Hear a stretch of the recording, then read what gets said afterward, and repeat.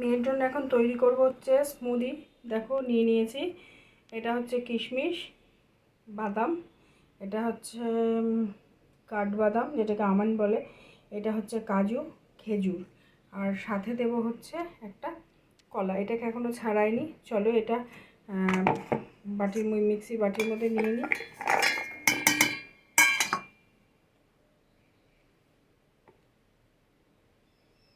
মধ্যে একটু জল অ্যাড করব, অল্প করে দেব জলটা।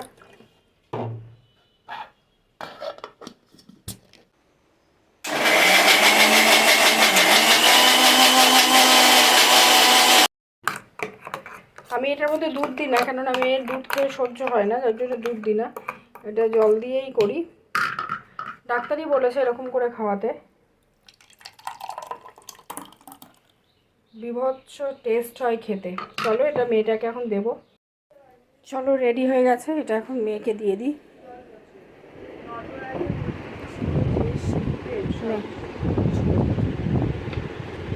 ধর